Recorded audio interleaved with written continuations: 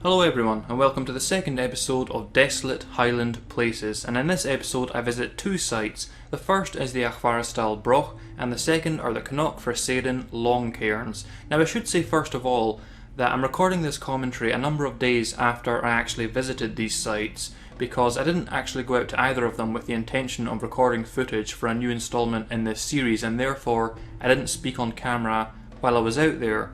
But after I'd reviewed the footage, I thought that it was worth including as part of this series.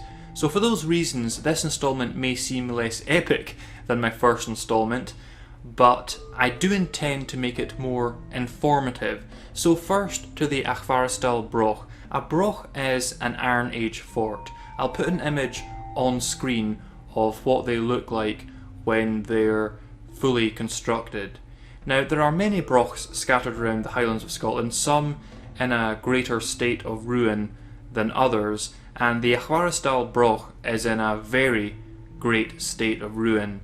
And both the sites featured in this episode are very obscure sites, to the point where even most locals don't know about them. To find out about them, you'd have to have an interest in ancient sites and go out of your way to find information out. And so what you're seeing on screen now is me wandering through the woods looking for Achvarasdal Broch, because I don't know where it is, and because it's in such a state of disrepair, I know that it's very easy to miss. Now, in my last video, when I was out in Holborn Head, I talked about how this far north in the Highlands of Scotland there's a very strong Norse influence, especially to the east, as you'd expect.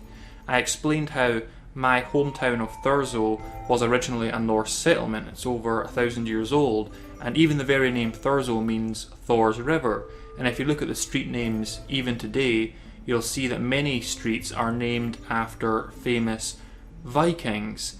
And although I've never done one of those tests like a 23andMe, I suspect that if I were to do so, I'd find that I've got a lot of Norse in me, purely because I do have very Scandinavian facial features, you know, the slightly large nose and the larger than average lips. I do look very Scandinavian.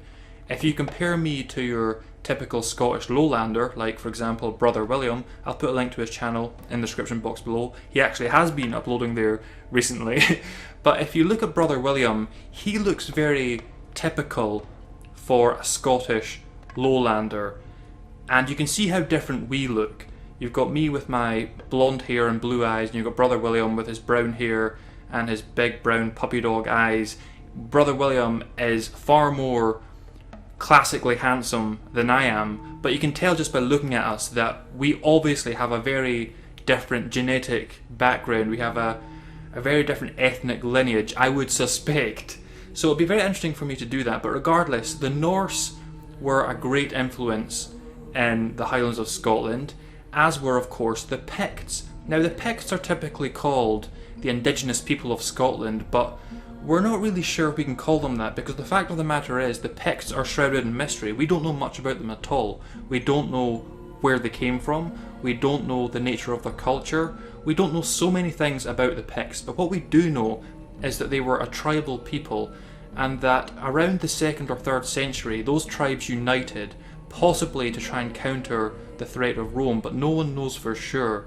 Now, what you're about to see in the footage is me enter what remains of the Broch, and as you can see, it's a very tight squeeze. I end up having to crawl here. Now, it seems likely that it would have been either the Picts or their predecessors that built these brochs, but since we know so little about the Picts and about their history, we just don't know. We don't know if the Picts are what you might call indigenous to this land, or whether they came from somewhere else. As someone who has an interest in prehistory, I've heard some very interesting ideas, but we just don't know. Look at me crawling in here. But here we are in Achvarasdal Broch. Now, as I said, this far north in the Highlands of Scotland, there's a very Norse influence, especially to the east, as you'd expect, because to the east is Scandinavia. But in the footage you're seeing in this episode of Desolate Highland Places, I'm considerably more to the west, and to the west you'll find far more of a Gaelic influence, because there of course is the third ethnic group, if you like, that came into the Highlands of Scotland and formed the admixture of the people there. The Gaels came across from Ireland and they intermixed with the Picts, and then of course you had the influence of the Norse later on. And so those are the three primary peoples that make up the genetic background of the Highlands of Scotland. They're the primary groups. I'm not saying they're the only groups, but they are the primary groups. Now, the Picts and the Gaels, of course, are both Celtic, although, again, in the case of the Picts, we call them Celtic, but we're really not sure. But they're traditionally defined as Celtic, and the Norse, of course, are not. So you've got a very interesting mix in the far north of Scotland, in the Highlands of Scotland. Now, here I am at the Cnoc Freiceadain, Long Cairns, and I mentioned that Gaelic influence. You can tell by the names Achvarasdal and Cnoc Freiceadain, because Cnoc is Scottish Gaelic for hell. Now, I mentioned in my last video when I was showing you the cairn at Holborn Head that a cairn broadly is just a pile of stones that was built for a specific reason. In the case of Holborn Head, the cairn there is just something that people place a stone on to mark their achievement of being able to walk all the way out there. But in the case of the Cnoc Freiceadain cairns here, you're looking at tombs, and these are unexcavated tombs, so there are still corpses in the ground here, and what I'm looking at here is a stone that I suspect once had a very distinct carving on it. But I was trying to make out what it might have been, but I couldn't. But the Cnoc Freiceadain Long Cairns, they're two cairns, long cairns as the name says, that run parallel to one another, and what you're looking at here is what I call the Giant's Foot. Now remember, the Cnoc Freiceadain Long Cairns are very ancient. The Cnoc Freiceadain Long Cairns are 5,000 years old. So whatever this once was, it's undergone 5,000 years of weathering. So who knows what that once looked like, but you can tell that it's shaped in a very peculiar way.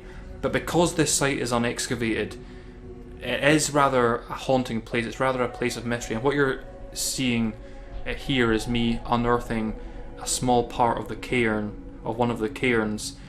Different parts of each of the cairns are more exposed than others, but I'm just showing you here, how buried most of these cairns are and how relatively easy it is to uncover them. But these are tombs, and because they've been unexcavated, there would no doubt be many great things to find inside of them of archaeological significance. And because they're unexcavated, because this is such an obscure site, it's got a real eeriness to it. Whereas the Achvarasdal Broch lies in a wood, which is obviously very sheltered, the Cnoc Freiceadain Long Cairns, they're up on top of a hill in a very remote place, and the wind is howling around you, and because it's so isolated, it really does have a powerful vibe. And in a moment here you'll see me put down the camera because I realise I'm not going to be able to lift this earth up with one hand. But I just wanted to show you,